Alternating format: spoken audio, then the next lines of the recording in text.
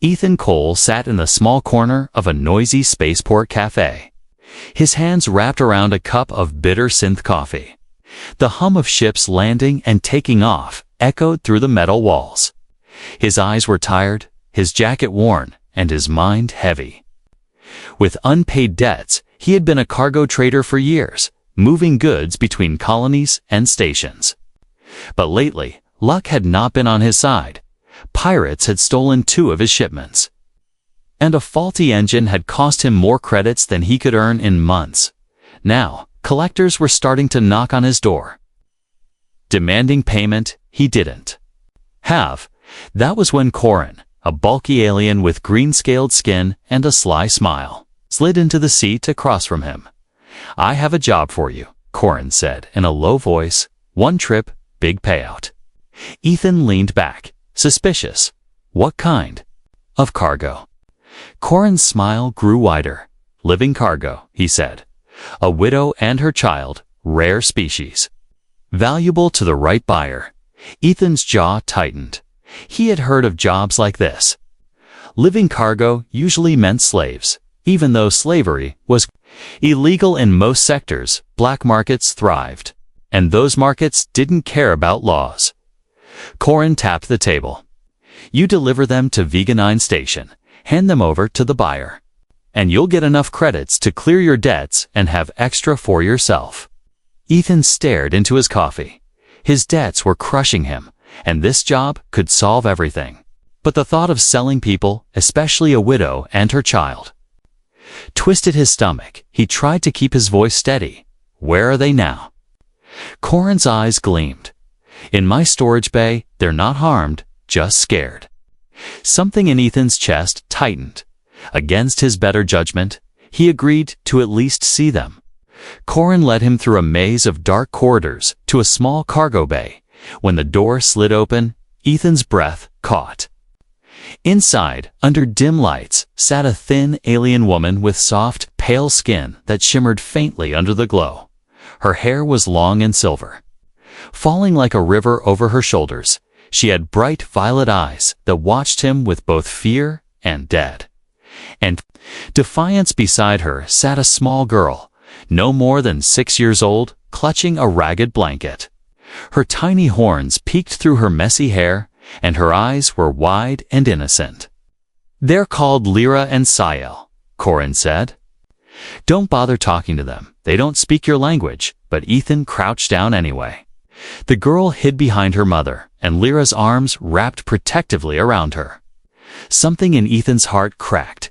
He saw the bruises on Lyra's wrists where restraints had been. He saw the dirt on Sael's cheeks, and the way she trembled. Corin's voice broke his thoughts. "So, do we have a deal?" Ethan stood up slowly. His mind was a storm. He needed money, but he could not imagine handing these 2 over to someone who saw them as property. He forced himself to nod. "Yeah, we have a deal," he said. Corin grinned and slapped his shoulder. "Good choice. You'll leave tonight, but inside." Ethan had already made a different choice. Later, when he was alone on his ship, Ethan set the course for Veganine Station as agreed. But he also started searching for unregistered colonies where Lyra and Saya might live safely. His plan was dangerous. If Corin or the buyer found out, he would be hunted. Ethan walked into the small passenger hold where Lyra and Sael sat. He placed a bottle of water and some food packets on the table. Lyra hesitated, then took the water and gave it to her daughter first. Saya drank quickly, then gave a small smile. "I'm Ethan," he said slowly, pointing to himself. "Ethan?" Lyra's eyes narrowed, but she repeated softly, "Ethan." He pointed to her, and she replied, "Lyra." Then she gestured to the girl.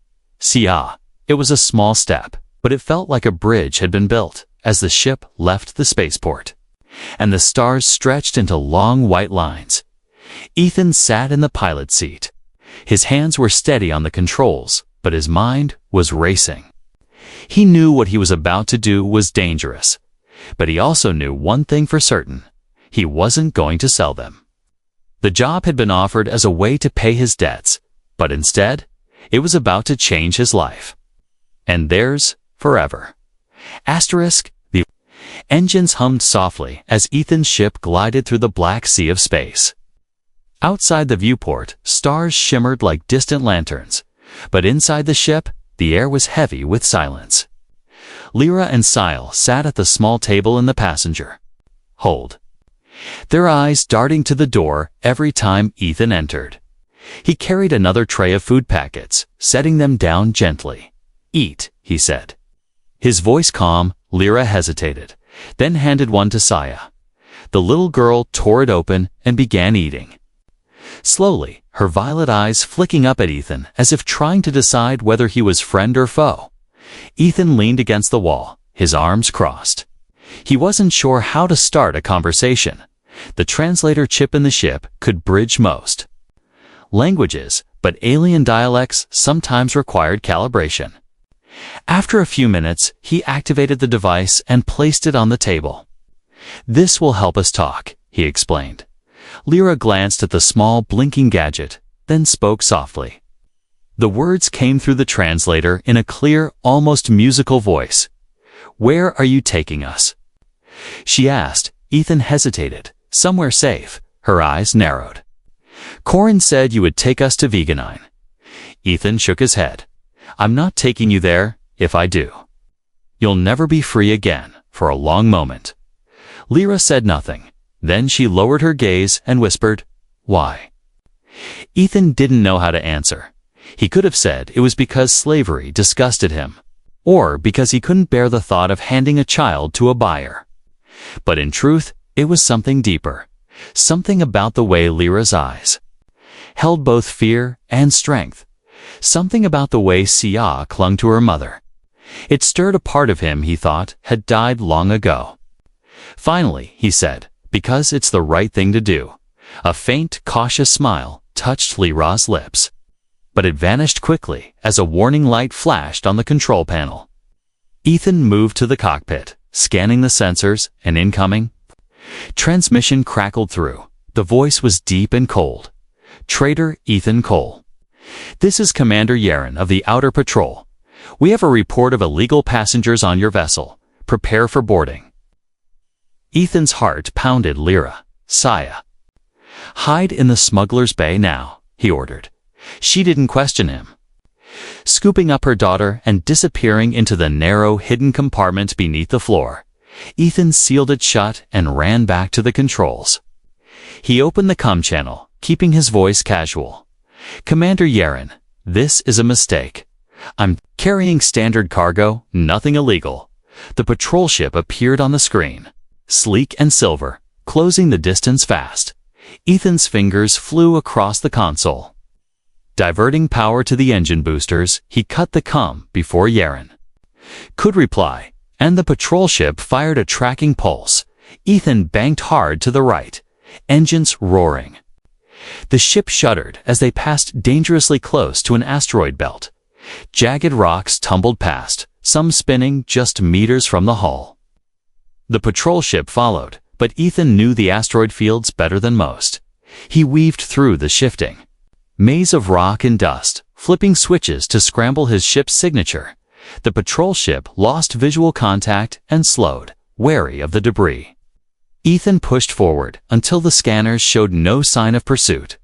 When it was safe, he opened the smuggler's bay. Sial tumbled out first, clutching the blanket to her chest. Lyra followed, her face pale. "What happened?" she asked. "Someone reported you," Ethan said. "We need to stay ahead of them." Lyra's hands trembled slightly. "The buyer," she whispered. "He won't stop." Keitha met her gaze. "Then, neither will I." The rest of the journey was tense. They kept lights dim, engines quiet, and comm signals minimal. Every time the scanners picked up movement, Ethan's pulse quickened. But most were just distant traders or harmless freighters. One evening, as they drifted quietly through a dark stretch of space, Saya crept into the cockpit. She held something small in her hand, a string of beads, worn and uneven. She placed it in Ethan's palm. "For you," she said softly. The translator wasn't even needed. Ethan closed his fingers around it. What is it? Sia smiled faintly. Luck, for a man who had been living on bad luck for years. The gesture hit deeper than he expected. He tied the string around his wrist, and for the first time in a long while, he felt a flicker of hope. Hours later, as the ship approached the edge of a little-known sector, Ethan checked the star maps. He had a destination in mind, a quiet, unregistered colony on the far rim. A place where no one asked questions if they could make it there. Lyra and Sial might have a chance at a real life, but deep down, he knew Corin wouldn't just let them disappear. Somewhere in the black, hunters would be coming. And Ethan was ready to face them, because now these two weren't cargo. They were. His responsibility, his mission, and maybe, just maybe, his family.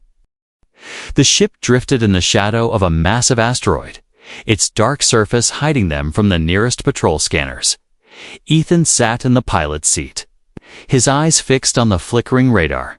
Every pulse of the scanner sent a small spike of fear. Through him, they had been flying quietly for almost 2 days, staying away from main trade routes. Lyra and Sia kept to the passenger hold. Speaking in low voices, Sial's soft laughter sometimes echoed faintly through the corridor. A sound Ethan found strangely comforting, but comfort was dangerous in space. Comfort made you slow, and slow meant dead. The radar beeped sharply. Ethan leaned forward, narrowing his eyes. A small blip appeared on the edge of the screen, moving faster than a normal trader ship. His gut told him what it was: a hunter. He tapped the com to the passenger hold. Lyra, take Sia to the smuggler's bay. Now, his voice was calm, but Lyra must have heard the tension underneath because she didn't argue. Ethan adjusted the ship's heading, pulling them deeper. Into the asteroid field, massive rocks turned slowly in the darkness. Some bigger than cities, the ship's shields groaned as they skimmed dangerously close to sharp edges of stone and ice. The hunter ship drew nearer, its signature faint but steady. It was trying to move quietly, to follow without spooking its prey. Ethan knew the trick. He'd used it himself in his smuggling days. He shut down all unnecessary systems, letting the ship drift on momentum in the black silence of space. Sound didn't carry, but movement could still be tracked. If they were lucky, the hunter would pass by. Minutes stretched like hours. Ethan's grip on the controls tightened. Then the radar blip changed direction, straight toward them. Damn, Ethan muttered under his breath. His hands flew over the console. Igniting the engines, the ship surged forward. Weaving between asteroids, the hunter followed, firing a warning shot that flashed white against the darkness. Lyra's voice came through the com, tight with fear. They're shooting at us. They won't hit us unless they have to. Ethan replied, they want you alive. Another blast lit up the darkness, grazing the shields. The hull shook, and sparks danced across one of the panels. Ethan cursed, shoving the throttle forward. They reached a narrow gap between two massive asteroids, barely wide enough for the ship. Hold on, Ethan warned. The ship scraped past jagged rock, leaving a trail of metal dust in its wake.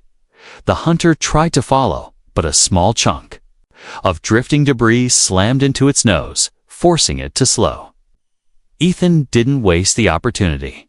He shot out of the gap into a wider clearing and spotted a dust cloud from a broken asteroid. The thick particles could hide their signature. He dove into it, shutting down the engines again. The ship floated silently inside the swirling dust. The hunter's radar sweeps passed by but didn't lock onto them after a tense 20 minutes. The blip disappeared from the screen.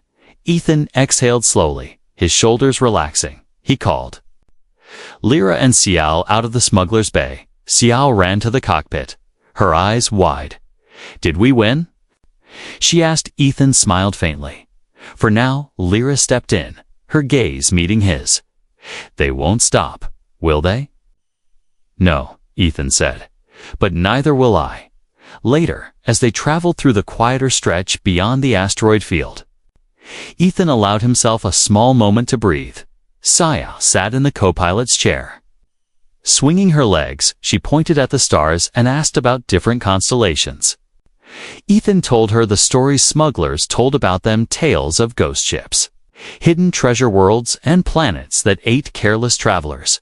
She listened with wide eyes. That night, if night could be counted in deep space, Lyra came too. The cockpit, while Sia slept, she stood quietly for a moment before speaking. "You risk your life for us." Ethan didn't look at her. Keeping his eyes on the starlit void, "I told you, it's the right thing to do. But there's more," she said softly. "I can see it." He didn't answer, because maybe she was right. The next day, they approached the edge of the outer rim, a place where patrols rarely ventured, but just as Ethan thought they might have a clear path to the unregistered colony. The radar beeped again. 2 ships this time, one ahead, one behind. A trap. Ethan's mind raced. The ship ahead was blocking the safe corridor through a thin belt of ice fragments. The one behind was closing fast. He could try to outrun them, but that risked damage to the ship he could fight. But his ship wasn't built for combat. Then he saw it, a faint blue anomaly on the far edge of the radar, an unstable wormhole, dangerous, unpredictable, and possibly fatal, but it could also throw them far from the hunters. Lyra's voice was tense. "What will you do?" Ethan met her gaze. "We take the wormhole," without waiting for her reply. He turned the ship sharply, engines screaming as they accelerated toward the swirling blue light in the distance. The hunters adjusted their course, but the wormhole's pull was already grabbing them. The ship rattled violently as they entered the event horizon. Lights flickered, alarms blared, and Sile screamed as the stars twisted into streaks of impossible color. Then, with a sudden jolt, everything went black. When the systems came back online, the radar was empty. The hunters were gone. And outside the viewport was a sky Ethan didn't recognize. They were free, at least for now, but in the pit of his stomach. Ethan knew this was far from over, because in space, freedom was never permanent, and hunters always found their prey. Eventually, the wormhole had spat them out into a part of space Ethan had never seen. The stars here seemed colder, more distant. The ship drifted quietly as Ethan checked the navigation system, but the charts were blank. They were off every known trade route. Lyra sat across from him, holding Sile in her arms. "Where are we?" she asked. Ethan shook his head. "No idea, but that might be a good thing." For a while, they floated in silence. The hum of the ship's systems was the only sound. But then the light flashed. A transmission was coming through an open channel. Ethan hesitated before answering. The voice was harsh, metallic, and filled with a cruel amusement. "Ethan Cole, you've made yourself very popular. There's a bounty on your head now. 100,000 credits. Alive or dead, double if you bring the widow and her child unharmed." Lyra's face went pale. She clutched Saya tighter. "They're hunting you too now," she said. Ethan forced a smirk he didn't feel. "Guess I'm in good company." The voice continued. "Every bounty hunter in 3 sectors is looking for you. You won't be able to hide forever." The transmission cut off. Leaving the cockpit in heavy silence, Ethan leaned back in his chair, his mind racing. A bounty that big would bring hunters out of every shadow, smugglers, mercenaries, even desperate civilians looking for a quick fortune. It meant he couldn't trust anyone. He set a new course, aiming for an old contact's hideout. His friend, Rincor, was a forger, the best in the business. If anyone could give Lyra and Saya new identities, it was him. The journey took them through a star cluster glowing faintly blue. Dust clouds swirled outside the viewport, hiding small rocks and debris every now and then. Ethan caught sight of faint movements in the distance, other ships keeping their tie scutes, keeping their distance, watching, waiting, when they reached the hideout. It was nothing more than an abandoned mining station orbiting a dead moon. Ethan docked carefully, the metal docking clamps groaning as they locked into place. Inside, the air smelled faintly of oil and rust. Rin was waiting. A tall man with cybernetic eyes that glowed faint red. He gave Ethan a long look before speaking. "Your trouble, Cole." Ethan grinned. "You've missed me." Rin's gaze shifted to Lyra and Sile. "Tay." His tone became serious. "Do you know how much you're worth right now? I had 3 hunters sniffing around here just yesterday." "That's why I came," Ethan said. "I need papers, new IDs for both of them." Rin exhaled slowly. "That's risky, but I owe you." He motioned for Lyra and Sile to follow him. "Come on, I'll need scans," while Rin worked. Ethan stood by the viewport, scanning the space outside. A small freighter passed by. But it didn't dock. Still, his gut told him something wasn't right. Hours later, Rin returned with 2 small chips. New names, new histories. As far as the system's concerned, they've never existed. He handed them to Ethan. "But this bounty is going to haunt you, and anyone with you." Before Ethan could respond, alarms blared. The station's sensors had picked up multiple incoming ships. Rin's eyes widened. "They found you." Ethan rushed to the docking bay, Lyra, Sile, on the ship. Now, Rin followed, pulling out a small pulse rifle. "I'll hold them off. Go outside the viewport." 3 hunter ships closed in fast. Their hulls were painted with crude symbols, marks of independent bounty crews. They weren't here to talk. Ethan launched from the station just as the first shots tore through the empty space where his ship had been seconds earlier. Station fired its automated turrets, buying Ethan precious seconds. "Hold tight." Ethan called back to Lyra and Sile. The ship jolted as they dove into the debris field around the dead moon. Jagged rock and metal fragments spun through the sacked metal through the void. The hunters followed, weaving through the chaos. A warning flashed on the console, shields at 60%. Ethan cursed under his breath. He needed to shake them before the shields failed. He spotted a narrow gap between 2 massive chunks of moon rock. The space was tight, but it could be there. Escape. He pushed the ship forward, slipping through the gap with only centimeters to spare. 1 hunter followed and clipped its wing on the rock, spinning off into the darkness. The other 2 stayed on his tail. Ethan triggered a burst of ion flares. The bright bursts of energy confused the hunter's targeting systems, giving him the chance to dive into a cloud of drifting metal fragments. The sharp pieces slammed against the hull, but the hunters hesitated, unwilling to risk damage. When they finally emerged from the cloud, the hunters were gone. Ethan let out a long breath. His hands were tight on the controls, but his eyes softened when he glanced back. Lyra and Sile were both watching him silently. "We're still alive," he said with a faint smile. Lyra's voice was quiet but firm. "You can still leave us somewhere safe. You don't have to keep risking your life." Ethan shook his head. "It's not about have to anymore," he said. "It's about want to." Outside, the stars stretched endlessly. Somewhere ahead was the unregistered colony, but now Ethan knew the truth. Reaching it wouldn't end the danger. The bounty would follow them like a shadow, and the hunters were only getting started.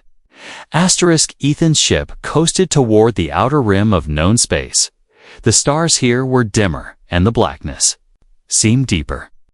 The unregistered colony lay hidden in a system most traders ignored, too far from the main routes, too poor to draw corporate interest, and too small for patrols to waste their time on. For Ethan, that was exactly what made it perfect. The approach was tricky. The colony was tucked into the shadow of a large gas giant. Its small moons created constant interference with scanners.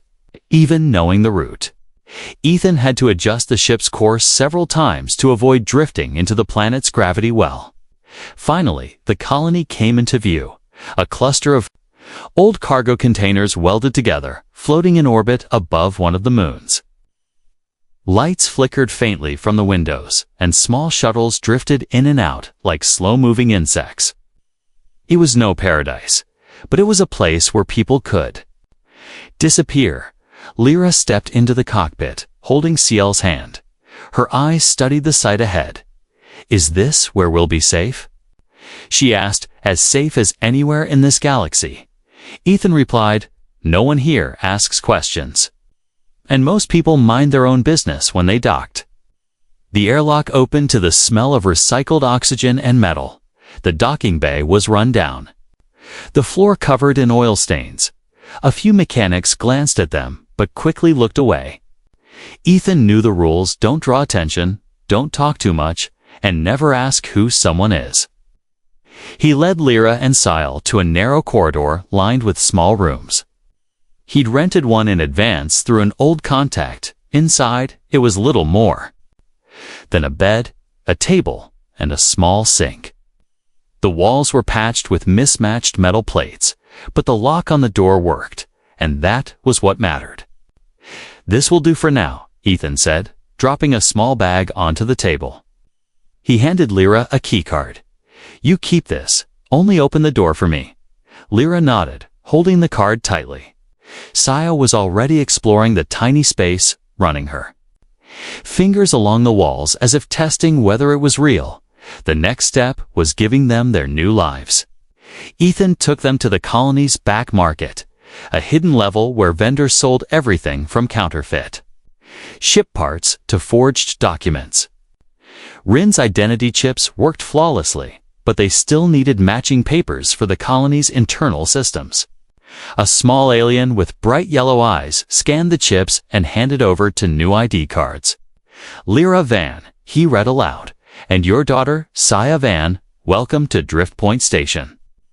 Lyra held the cards carefully, as if they might vanish. "Thank you," she said softly. Back at their room, Ethan sat at the table with a steaming cup of synth tea. Lyra stood near the bed, watching Ciel play quietly with a small stuffed toy someone at the market had given her.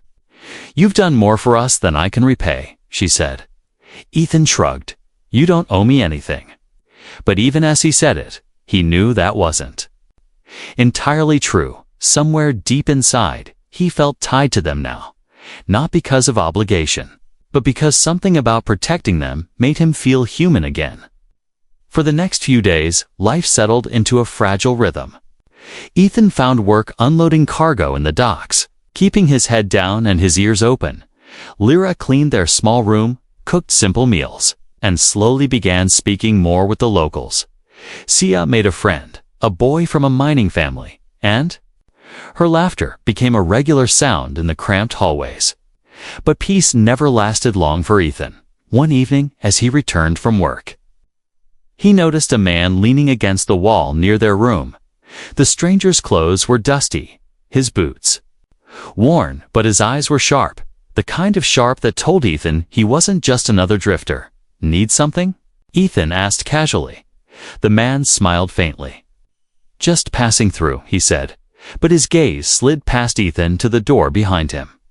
Ethan's instincts screamed. He stepped closer, blocking the man's view. "Then keep passing," he said. Quietly, the man chuckled and walked away, but Ethan didn't relax until he was gone. Inside, Lyra noticed his tense expression. "Something's wrong," she said. "Maybe," Ethan replied. "Just stay alert." That night, he couldn't sleep. He sat by the small window, staring at the endless black outside. The colony was safe for now, but the bounty was still out there, and hunters had a way of finding their prey, even here, in a forgotten corner of the galaxy. Danger could be just one docking away. In the morning, Sia surprised him with a gift, a small drawing made with scraps of paper and bits of colored dust. It showed 3 figures standing together under a starry sky. "This is us," she said proudly. "We're a family now."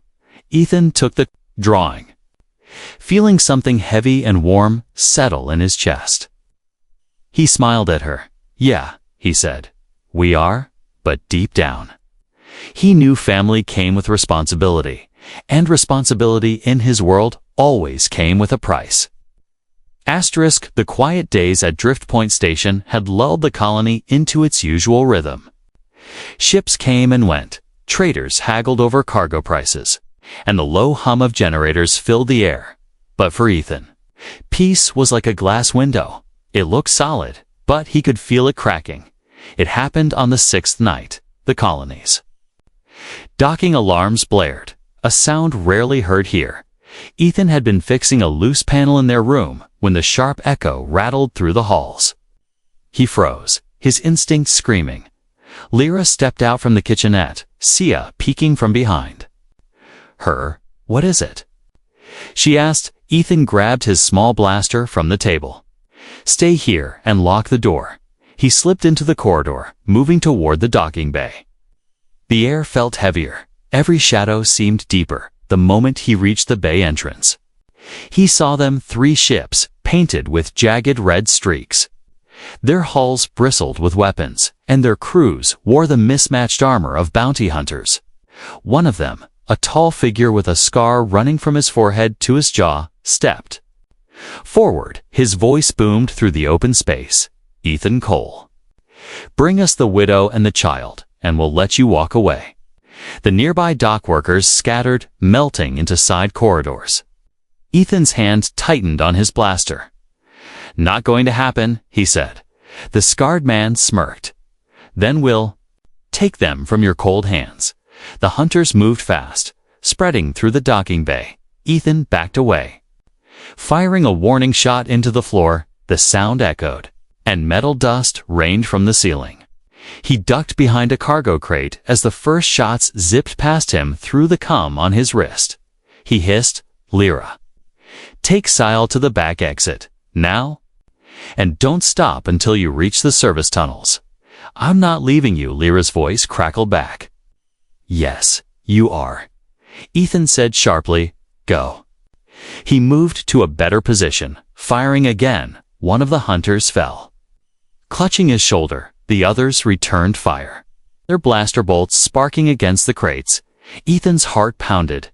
Every second he held them here was another second. Lyra and Sial could escape, but then he saw a movement in the corner of his eye, 2 hunters slipping down a side corridor that led toward the residential levels. His blood ran cold. He couldn't fight all of them from here. He broke cover, sprinting toward the side corridor. Blaster fire followed him, but he kept moving. His boots pounded against the metal floor. The corridor echoed with shouts and the heavy thud of armored footsteps. Ahead, he saw one of the hunters reaching for a control panel, ready to override the residential doors. Ethan fired without hesitation. The bolt struck the panel, exploding. In a shower of sparks, the hunter cursed and dove for cover. Ethan kept running, his lungs burning. When he rounded the next corner, he nearly collided with Lyra. She had Sia in her arms and a small kitchen knife in her hand. Her eyes were fierce. There in the other hallway, she said quickly, "Follow me," Ethan ordered. They raced toward the service tunnels, a network of narrow passages used by maintenance crews. The dim lights flickered, and the air smelled of oil and dust. Ciel clung to Lyra's neck, her small face buried in her mother's shoulder. Behind them, the hunters' voices grew louder. They weren't far. Ethan stopped at a junction, turned, and fired several shots down the corridor, forcing the hunters. "Too slow. Keep going," he told Lyra. "Find the old docking shaft. It's sealed. But there's a maintenance hatch inside." "What about you?" she asked. "I'll catch up," he lied. She hesitated for a moment, then nodded and ran. Disappearing around the bend, Ethan took cover behind a metal beam. His blaster hummed as it charged another shot. The hunters came into view, weapons raised. Ethan fired, dropping one, but the others pressed forward. The air filled with the sharp smell of burned metal and the echo of blaster fire. A bolt grazed his arm, and he gritted his teeth against the pain. Then, from somewhere above, the deep groan of metal echoed through the tunnel. Rin's voice crackled over his comm. "Duck." Ethan threw himself to the floor just as a heavy maintenance panel dropped from the ceiling, slamming into the ground between him and the hunters. The impact shook the floor. "Thought you could use some help," Rin's voice said. Ethan grinned despite the chaos. "You're late?" With the path blocked, Ethan retreated. Catching up with Lyra and Sael near the old docking shaft, the maintenance hatch was small, barely big enough for one person at a time. Ethan shoved them through first, then crawled in. Behind, sealing it from the inside, they emerged in a dark, unused section of the station. The hum of generators was distant here, and no voices followed them. For now, they were safe. Lyra turned to him, her voice low but steady. "You risked everything for us again." Ethan met her gaze. "I told you. You're my responsibility." Sael reached out and took his hand. "You're our family," she said softly. Ethan looked down at her small fingers wrapped around his, and something unspoken passed between them. He knew this wasn't the end. The hunters would come again, maybe stronger, maybe smarter, but as long as they were together, he was ready. And if anyone wanted to take them, they'd have to go through him first. Asterisk, the old section of Drift Point Station became their refuge. Few people came here. The corridors were dark. The walls rusted, and the hum of machinery was softer than in the main colony. To most, it was a forgotten place. But to Ethan, Lyra, and Sael, it was a shield. For days after the attack, Ethan kept them hidden. He moved only at night, slipping into the market to gather food and supplies. The bounty hunters were still somewhere on the station. He could feel it, but they were searching the busier levels, not here. One evening, Ethan returned with a small bag of goods. Inside were a few food packets, 2 warm blankets, and something small wrapped in cloth. He set the items on the table, and Sael's eyes immediately went to the wrapped bundle. "What's that?" she asked, her voice curious. Ethan smiled faintly, unwrapping it to reveal a small metal star-shaped pendant. "Found it in the market," he said. "Thought you might like it." Sael's face lit up. She took the pendant and held it to her chest. "It's beautiful," she whispered. Lyra smiled too, the weariness in her face softening for the first time in days as they ate that night. Ethan noticed the tension in Lyra's shoulders. "You're still thinking about them?" he said. She nodded. "They won't stop, will they?" "No," Ethan admitted, "but we can make it harder for them." The next morning, he started working on the plan. He reached out to Rin, who still had connections across the outer rim. Rin's message came through on a secure channel.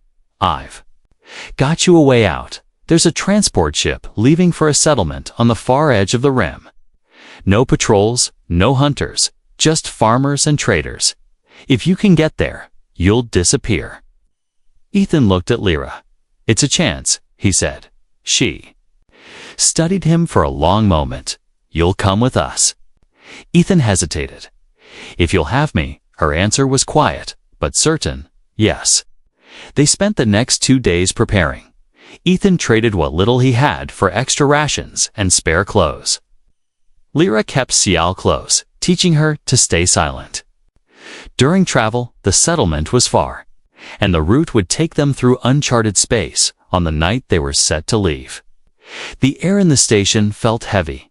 Ethan led them through the hidden corridors toward the docking level where the transport waited. His hand never strayed far from his blaster. Every shadow seemed alive. As they rounded the last corner, a figure stepped into their path. The scarred bounty hunter from before. His smirk was the same, but his weapon was already raised. "Going somewhere?" "Cole." Ethan moved in front of Lyra and Sael. "This ends now," he said. The hunter chuckled. "It ends when I get paid." The corridor exploded into motion. Ethan fired first, forcing the hunter to dive for cover. Lyra grabbed Sael and pulled her toward a side alcove. Ethan moved forward, keeping his fire steady. The hunter fired back, the bolts lighting up the narrow space. A shot grazed Ethan's shoulder. pain flaring hot, but he pushed through it. Step by step, he closed the distance. Finally, with a sharp kick, he knocked the blaster from the hunter's hand. The man lunged, but Ethan slammed him into the wall. The metal rang from the impact. "This is over," Ethan growled. The hunter tried to speak, but Ethan hit the control panel beside them, sealing a blast door between them. The heavy metal slammed shut. Locking the man on the other side, Ethan turned to Lyra and Saya. "Go now." They ran the last stretch to the docking bay. The transport's engines were already warming up. The captain gave Ethan a brief nod as they boarded. No questions asked, just like Rin had promised. The ship lifted from the station, gliding into the quiet darkness of space. Sial sat by the small viewport, staring at the stars. "We're really leaving?" she asked. "Yes," Ethan said. "We're going somewhere no one can find us." The journey took several days, but for the first time in a long while, there were no alarms, no hunters, no sudden changes in course, just the hum of the engines and the steady pull of the stars ahead when they finally arrived. The settlement was nothing like Drift Point. It was a small farming colony on the surface of a green and gold planet. Fields stretched to the horizon, and the air smelled fresh. The houses were simple but sturdy, built from local stone and wood. Ethan helped Lyra and Sial settle into a small home near the edge of the fields. The neighbors offered food and supplies without asking too many questions. Sial ran in the grass, laughing, her voice carrying on the wind. That evening, as the sun dipped below the hills, Lyra stood beside Ethan on the small porch. "We have a home now," she said softly. Ethan nodded. "Yeah, you do." She looked at him, her eyes steady. "We have a home because of you," for a moment.